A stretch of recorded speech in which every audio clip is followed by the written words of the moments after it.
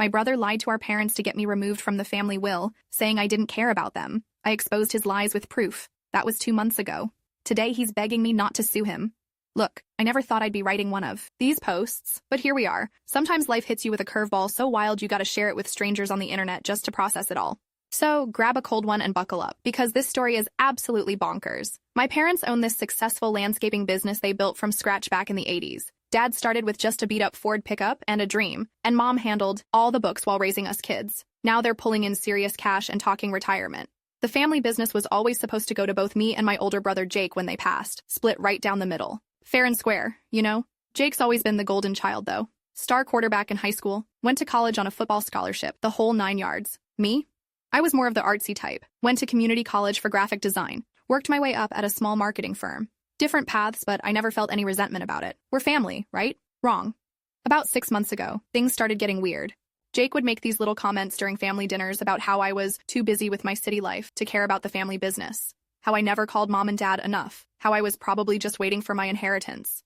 I'd laugh it off because, honestly, I thought he was just being a jerk like usual. But then the calls from my parents started getting less frequent. Dad seemed distant when we talked. Mom would cut conversations short. I figured they were just busy with the business, maybe stressed about retirement planning. I had no clue Jake was poisoning the well behind my scenes. The bomb dropped on a random Tuesday in March. I was grabbing lunch at this little sandwich place near my office when my phone rang. It was Dad, and his voice sounded different, cold, professional. "We need to talk," he said. "Can you come by the house this weekend?" My stomach dropped. You know that feeling when you just know something's about to go sideways? That was me, sitting there with half a turkey club in my hand, suddenly feeling sick. Saturday rolled around, and I drove the 2 hours back to my hometown in my little Honda Civic, radio turned up loud trying to drown out the anxiety. The house looked the same as always. Mom's flower beds perfectly maintained, Dad's tools organized in the garage. But the vibe was completely off when I walked through the front door. They were sitting at the kitchen table with papers spread out everywhere. Legal documents, I realized. Jake was there too, leaning against the counter with this smug look on his face that I'd never seen before. "Sit down," Dad said, not even looking up from the papers. Mom wouldn't make eye contact. That's when I knew I was in deep trouble. Dad slid a document across the table. It was their updated will. I scanned through it quickly, my heart pounding, until I found what I was looking for. Or rather, what I wasn't looking for. My name. It wasn't there. "We've decided to leave the business entirely to Jake," Dad said, his voice flat. "He's shown real commitment to the family and the company. He's been helping us with the books, learning the operations, proving he cares about carrying on what we built." I felt like I'd been punched in the gut. "What are you talking about? I care about this family just as much as anyone." "Do you?" Mom finally spoke up, and her voice was shaky. "When's the last time you called just to check in? When's the last time you offered to help with anything around here? Jake told us about the things you've been saying." "What things?" I was completely lost. Jake pushed off from the counter, that stupid smirk getting wider. "Come on, don't play. Dumb. You told me last Christmas that you couldn't wait for them to retire so you could sell your half of the business and buy that fancy loft downtown. You said the landscaping business was small-town thinking and you had bigger plans." My mouth fell open. I had never said anything even close to that. Ever. "That's not true," I said, looking between my parents. "I never said any of that. Jake, what are you doing?" "He also mentioned how you think we're all stuck in the past, and how you're embarrassed to tell your city friends what your family does for a living," Mom added, tears starting to form in her eyes. Every word was like a knife. None of it was true. Not a single word. Update. Guys, I'm literally shaking writing this.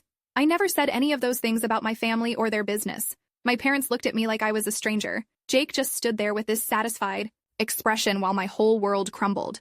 I tried to defend myself, but they'd already made up their minds. Has anyone else dealt with a family member completely fabricating lies like this? I feel so lost right now.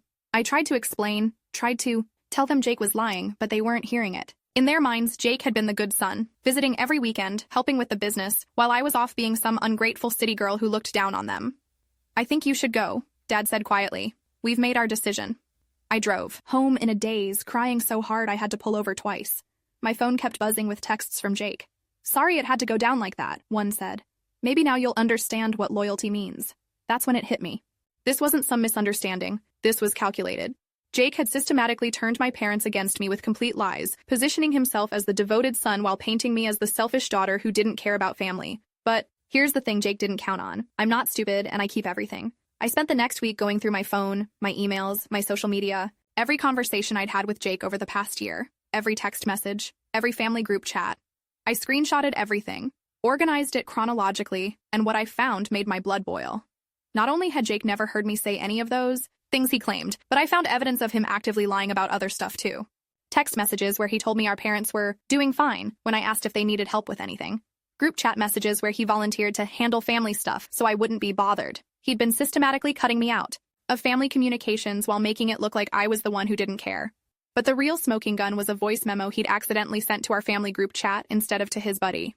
He was drunk, bragging about how he was finally going to get what he deserved and how I'd been riding the family coattails long enough. He deleted it within minutes, but I'd already saved it. I spent another week putting together what I called my defense file.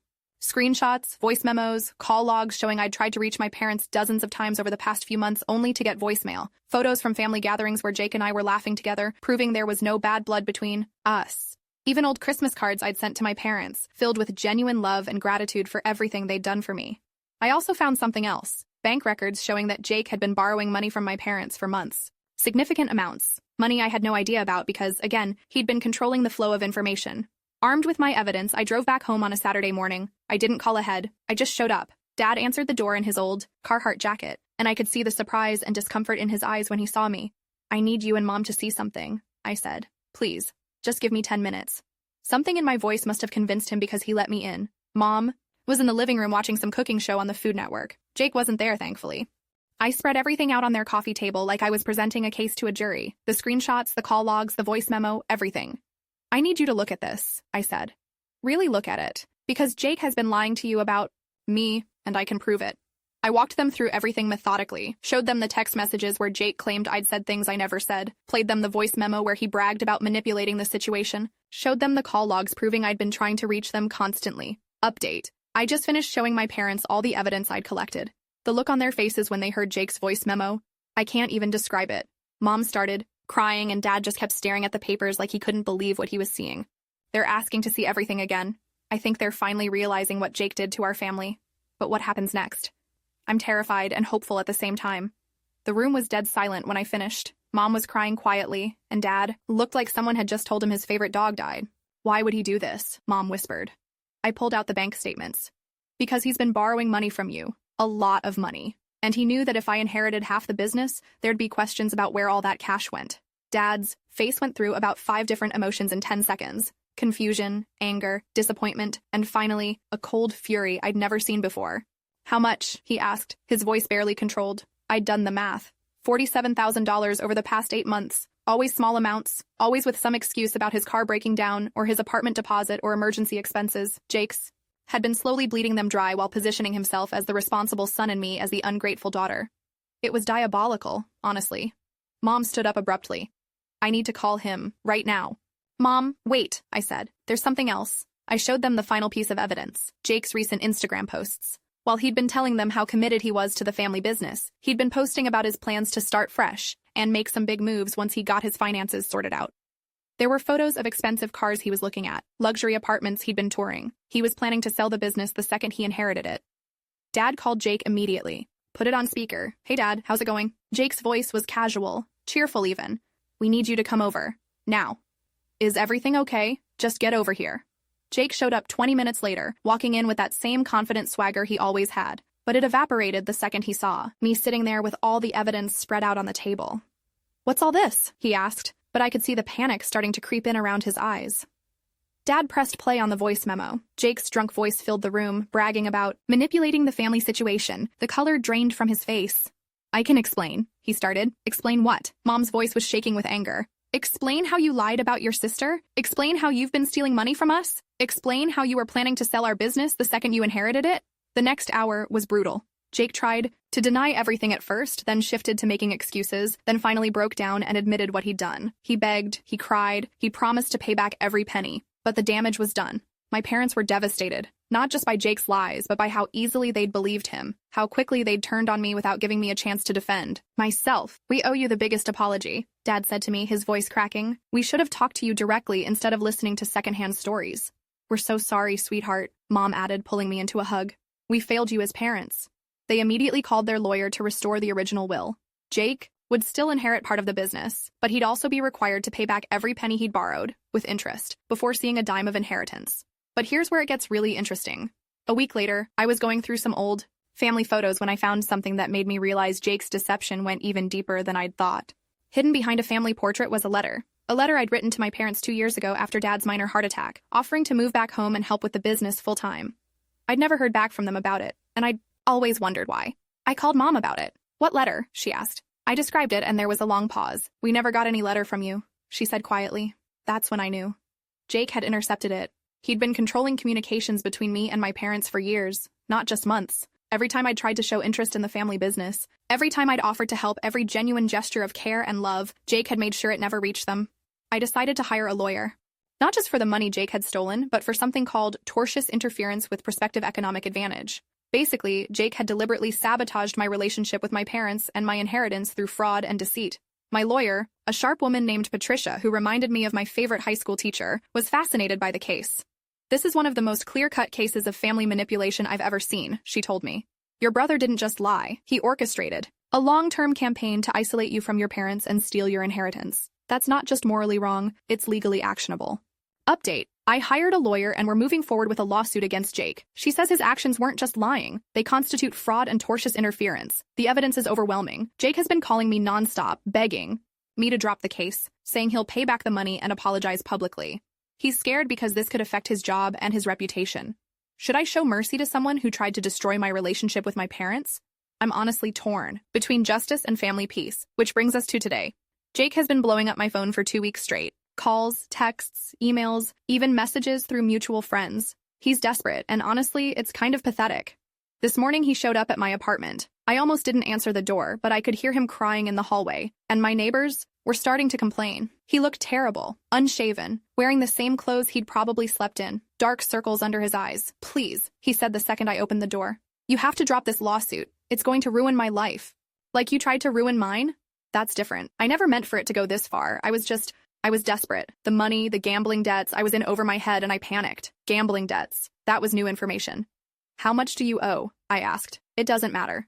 What matters is that this lawsuit is going to destroy everything. My job, my reputation, my future. Please, I'm begging you, I'll pay back every penny to Mom and Dad. I'll make a public apology. I'll do anything." I looked at him standing there, in my doorway. This man who used to be my big brother, who taught me how to throw a football and helped me with my math homework. The man who had systematically tried to destroy my relationship with our parents for money. "You know what the worst part is?" I said. "It's not even about the money or the inheritance. It's that you made Mom and Dad think I didn't love them. You made them believe their own daughter was ashamed of them. Do you have any idea how much that hurt them? How much it hurt me?" He started crying harder. I know I messed up, but please, you're my sister. Family doesn't destroy family. You should have thought of that before you decided to destroy me." The truth is, part of me does feel bad for him. He's my brother, and seeing him like this is genuinely heartbreaking. But another part of me, the part that spent months thinking my parents didn't love me anymore, the part that cried myself to sleep wondering what I'd done wrong, that part wants him to face the full consequences of his actions. My lawyer says we have an excellent case. The evidence is overwhelming, and Jake's actions were clearly intentional and malicious. He could face serious financial penalties, and it would definitely impact his career in finance. But I keep thinking about what Mom said last week when we were having coffee. I just want our family to heal. Is pursuing this lawsuit going to help our family heal, or is it going to tear us apart even more? I'm supposed to give my lawyer an answer by Monday about whether to proceed with the case or try to settle out of court. Jake's offering to pay back everything he took from our parents, plus damages to me, plus a formal apology to the whole family. It's tempting. It would resolve everything without the drama and publicity of a lawsuit, but it also feels like letting him off easy for something that was truly evil. What he did wasn't just stealing money or telling a few lies. He orchestrated a long-term campaign to isolate me from my parents, to make them think I didn't love them, to steal not just my inheritance, but my place in my own family. That's not something you can just apologize away. At the same time, he is still my brother. He's clearly learned his lesson, and pursuing this case is going to hurt our whole family, not just him. Mom and Dad have left the decision entirely up to me. They support whatever I choose to do. Dad did mention that Jake's gambling debts are apparently much worse than we thought, and a lawsuit could potentially force him into bankruptcy. Sometimes the right thing to do and the kind thing to do aren't the same thing, Mom told me. You have to decide which one matters more to you. I've been going back and forth on this for days. My friends are split. Some think I should pursue justice. Others think I should prioritize family healing. My therapist says both choices are valid, and I need to do what feels right for my own peace of mind. The deadline is tomorrow morning. Jake sent me one final text this afternoon. I know I don't deserve forgiveness, but I'm hoping you'll give it to me anyway. I'll spend the rest of my life making this right, I promise. Part of me believes him. Part of me thinks he's just scared of the consequences and will go right back to his old ways once the heat dies down. What would you do? Whatever I decide, I know one thing for sure. My relationship with my parents is stronger than ever. They've been incredibly supportive throughout this whole ordeal, and we've had more honest conversations in the past 2 months than we'd had in years. In some weird way, Jake's betrayal brought us closer together. The family business is doing well, and they're excited about me potentially taking on a bigger role when they retire. I've been driving down on weekends to learn more about the operations, and it turns out I actually love the work. There's something deeply satisfying about creating beautiful outdoor spaces for people. As for Jake, well, that remains to be seen. Whether we pursue the lawsuit or accept his settlement offer, our relationship will never be the same. Trust, once broken this completely, is incredibly hard to rebuild. But maybe that's okay. Maybe some relationships aren't meant to be rebuilt. Maybe sometimes the kindest thing you can do for someone is let them face the natural consequences of their choices. I guess I'll find out tomorrow what kind of person I really am. The kind who chooses justice, or the kind who chooses mercy. Either way, I'm finally free from Jake's manipulation. My parents know the truth about how much I love them, and I have a bright future ahead of me, with or without my brother in it. Sometimes that's all the victory you need.